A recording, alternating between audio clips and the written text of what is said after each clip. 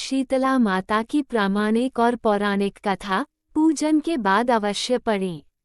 एक गांव में ब्राह्मण दंपति रहते थे। दंपति के 2 बेटे और 2 बहुएं थीं। दोनों बहुओं को लंबे समय के बाद बेटे हुए थे। इतने में शीतला सप्तमी, जहां अष्टमी को पर्व मनाया जाता है, वे इसे अष्टमी पड़े का पर्व आया।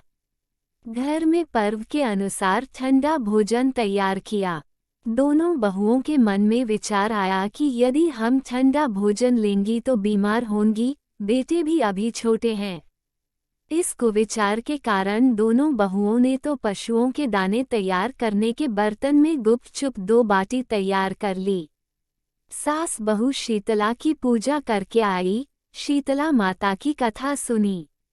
बाद में सास तो शीतला माता के भजन करने के लिए बैठ गई। दोनों बहुएं बच्चे रोने का बहाना बनाकर घर आई। दाने के बर्तन से गरम गरम रोटला निकाले, चूरमा किया और पेट भर कर खा लिया।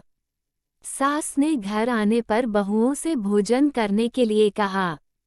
बहुएं ठंडा भोजन करने का दिखावा करके घर काम में लग गई। सास ने कहा, बच्चे कब के सोए हुए हैं, उन्हें जगाकर भोजन करा लो। बहुएं जैसे ही अपने अपने बेटों को जगाने गई तो उन्होंने उन्हें मृतप्राय पाया। ऐसा बहुओं की करतूतों के फलस्वरूप शीतला माता के प्रकोप से हुआ था। बहुएं विवश हो गई। सास ने घटना जानी तो बहुओं से झगड़ने लगी। सास बोली कि तुम दोनों ने अपने बेटों की बदौलत शीतला माता की अवहेलना की है, इसलिए अपने घर से निकल जाओ और बेटों को जिंदा स्वस्थ लेकर ही घर में पैर रखना। अपने मृत बेटों को टोकरे में सुलाकर दोनों बहुएं घर से निकल पड़ी। जाते जाते रास्ते में एक जीर्ण वृक्ष आया। ये खेजड़ी का वृक्ष था। इसके नीचे ओरी शीतला दोनों बहनें बैठी थीं। दोनों के बालों में विपुल प्रमाण में जूं थीं। बहुओं ने थकान का अनुभव भी किया था।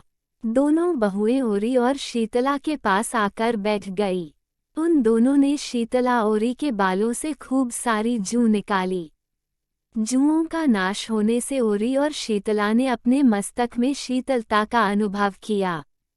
कहा, तुम दोनों ने हमारे मस्तक को शीतल ठंडा किया है, वैसे ही तुम्हें पेट की शांति मिले। दोनों बहुएं एक साथ बोली कि पेट का दिया हुआ ही लेकर हम मारी मारी भटकती हैं, परंतु शीतला माता के दर्शन हुए नहीं है। शीतला माता ने कहा कि तुम दोनों पापिनी हो, दुष्ट हो, दुराचारिणी हो, तुम्हारा तो मुंह देखने भी योग्य नहीं है। शीतला सप्तमी के दिन ठंडा भोजन करने के बदले तुम दोनों ने गरम भोजन कर लिया था।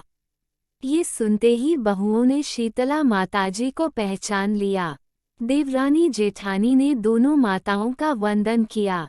गिड़गिड़ाते हुए कहा कि हम तो भोली भाली हैं, अनजाने में गरम खा लिया था। आपके प्रभाव को हम जानती नहीं थीं। आप हम दोनों को क्षमा करें। पुनः ऐसा दुष्कृत्य हम कभी नहीं करेंगी। उनके पश्चाताप भरे वचनों को सुनकर दोनों माताएं प्रसन्न हुईं। शीतला माता ने मृतक बालकों को जीवित कर दिया। बहुएं तब बच्चों के साथ लेकर आनंद से पुनः गांव लौट आई। गांव के लोगों ने जाना कि दोनों बहुओं को शीतला माता के साक्षात दर्शन हुए थे। दोनों का धूमधाम से स्वागत करके गांव प्रवेश करवाया। बहुओं ने कहा, हम गांव में शीतला माता के मंदिर का निर्माण करवाएंगी। चैत्र महीने में शीतला सप्तमी के दिन मात्र ठंडा खाना ही खाएंगी। शीतला माता ने बहुओं पर जैसी अपनी दृष्टि की वैसी कृपा सब पर करें। श्री शीतला माँ सदा हमें शांति, शीतलता तथा आरोग्य दें।